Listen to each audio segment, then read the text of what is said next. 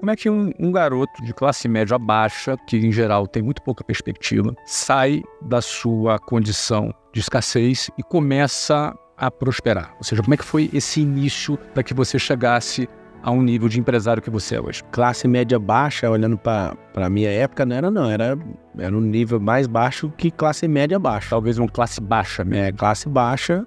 Quando eu estava chegando nos 18 anos, eu já estava próximo da classe média baixa. Não era miserável, ou seja, não passou fome. Não. Teu pai, como funcionário público, tinha um salário.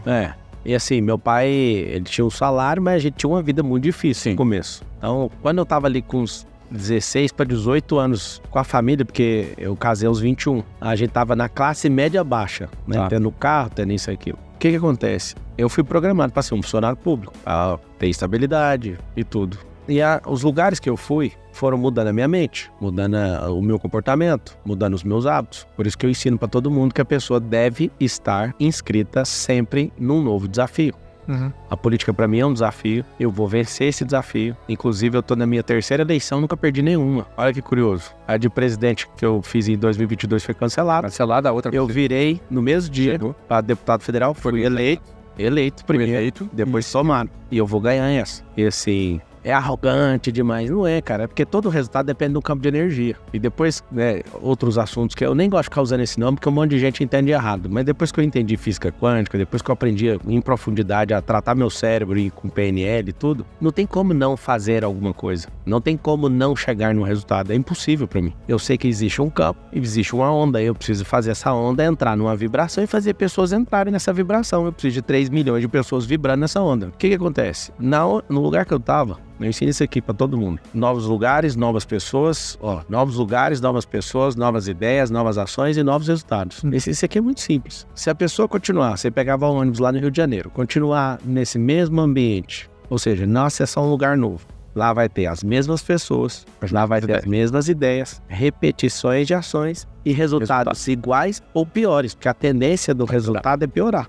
Vai vir um ciclo. Sim, porque o mundo tá rodando a 1.675 km por hora. Tá tudo mudando de estação, as coisas estão indo, você tá repetindo um comportamento. Vou dar um exemplo. Por que tem a tendência a piorar? Se você tá no verão, tendo comportamento de verão, aí você vai pro inverno com comportamento de verão, a tendência é dar errado o resultado. Uhum. Então a gente tem que ter um comportamento já estudando a próxima estação, tendo estratégia. Se a pessoa repete, a tendência é sempre piorar o resultado. Então assim, e somado ao desânimo, a falta de resultado, vai dar menos resultado ainda. Uhum.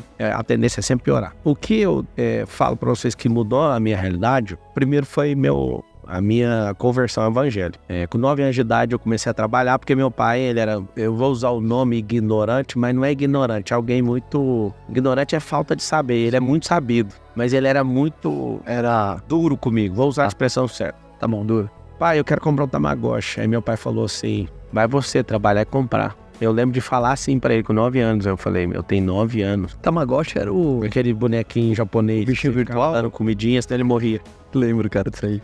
Essa cara tirou do baú agora. E aí ele virou e falou, se vira. Eu tinha 9 anos. Eu morava em cima de uma relojaria. E aí eu tive a ideia de pegar umas madeiras no quintal e chegar cedo na rua 449, no centro da cidade onde eu morava.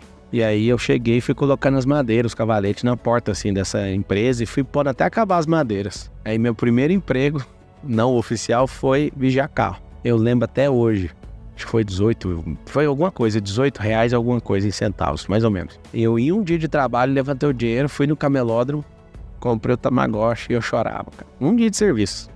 E mexia, eu não vou deixar ninguém te matar, você vai comer direitinho, você dava banho nele, não sei se você lembra desse rolê. Uhum. Aí meu pai chegou, ele trabalhava na Assembleia Legislativa na época, ele chegou, o que é isso? Eu falei, é meu filho. Eu nunca esqueço desse combate ali, desse embate com meu pai, e eu falei, não vou deixar o senhor ver. E ele com muito orgulho, sabe, falou, poxa, que legal, né, e tal, e passou, e aí eu falei, eu consigo o que eu quiser, eu falo o que eu quiser.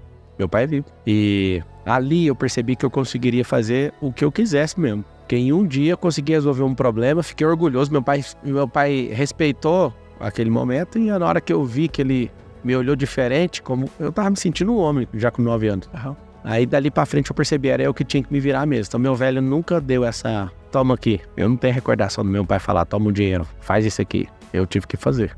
A segunda virada de chave absurda mesmo foi a conversão ao evangelho nessa mesma data. Meus pais eram separados e aí eu tava brincando na porta da igreja, eu vi o pastor lá falando: quem quer aceitar Jesus? Eu não sei explicar, assim, eu senti um negócio, fui lá na frente, aceitei, aí eu comecei a estudar a Bíblia pra caramba. Aí em 2 anos eu tava sendo batizado. Aí eu fui batizado. E aí, cara, eu pensei, eu não quero fazer outra coisa na vida a não ser pregar. Eu tenho recordação com 11 anos de idade, pregando na rua, brigando com os outros, sabe? Um negócio bem doido. E o que eu fiz? Comecei a estudar muito a Bíblia. Então, todos os princípios que eu carrego, eu aprendi na Bíblia. Então, aquilo mudou completamente a minha cabeça. Quando eu percebi que no ambiente da igreja eu era muito valorizado por saber a Bíblia, aí que eu estudava ainda mais. Então, eu tinha gincana.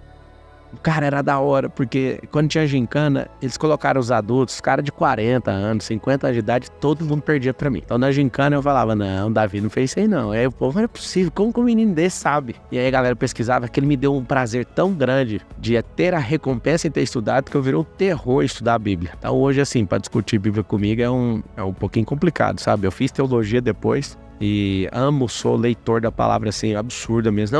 Não sou doutor, mas eu sinto, né, que eu tenho um dom, assim, de mestre da palavra, de articular e, né, de ter uma interpretação, uma conexão bem forte com a palavra desde pequeno. E aí, quando eu percebi que eu era valorizado no ambiente de igreja por saber a Bíblia e combater a galera que não estuda, porque geralmente um cristão, ele não lê a Bíblia, ele tem esse problema. Ele ouve a fé cristã, a maior parte dela, no mundo inteiro, é pelo ouvir a pregação do outro, ouvir na música. Tem gente que tem fé pela letra da música, pra você ter uma noção. E não é ruim, não. Só não é consistente. O cristão tem que amar a palavra. Aí eu tava no ambiente empresarial, com 16 anos de idade. Foi quando entrou a Brasil Telecom na sua vida? Não, eu era operador de áudio primeiro. Minha carteira de trabalho, 1º de maio, foi assinado no Dia do Trabalhador, em 2003. Eu fiquei 13 anos dentro do regime CLT. Não sei explicar até hoje por que eu levei 13 anos pra sair disso. Mas foi isso, né? De 2003 a 2016 é a minha entrada, dia 1º de maio de 2000. Saiu da CLT com qual idade? Foi em 2016. 2016 eu sou de 87, 29. 2016, cara. O tempo. 13 anos. Levou, e até hoje eu não sei explicar por que eu fiz isso. Por que demorou tanto? Você ficou lá como operador de call center? Então, não, primeiro eu era operador de áudio. De áudio, né? Primeiro eu era operador de áudio. Aí depois de operar áudio, eu fui atendente de call center. Antes de ser atendente de call center, eu entrei em 2005 no call center. No final do ano, eu consertava computadores e acabei levando um processo criminal por fazer isso. Eu consertei computador para um cara que inclusive era líder da igreja, onde eu frequentava, ganhava R$350. Trabalhei algumas semanas para esse cara e tomei um processo criminal de 13 anos. Ao mesmo tempo de CLT, repete o 13 anos. Fiquei 13 anos sendo processado criminalmente por isso. E esse processo foi bom para mim, eu vou te falar por quê. Porque eu tenho repulsa de injustiça. No começo eu tinha uma vergonha absurda disso. E quando alguém tocava nesse assunto, você... Não, ninguém tocava. Eu deixava um negócio assim, eu não queria abrir esse assunto. Aí chegou um dia... Você ficava tão chateado e você... Não é que eu ficava chateado. É assim, quando aconteceu, eu cheguei na faculdade e contei pra todo mundo. Tinha 70 alunos, ninguém deu moral, aquilo ali, beleza. Aí um senhor tava sentado do meu lado e falou, as pessoas vão te desvalorizar por isso. Não fica falando disso pra ninguém, não. Eu falei, mas por quê? Aí ele foi me explicar. O aluno tinha uns 70, quase 80 anos de idade, o senhor Brito, ele era aluno de direito. O cara sensacional. Ele falou, Pablo, não fica falando isso pros outros como se fosse uma glória, sabe? Aí dali pra frente eu falei, nunca mais vou tocar nesse assunto.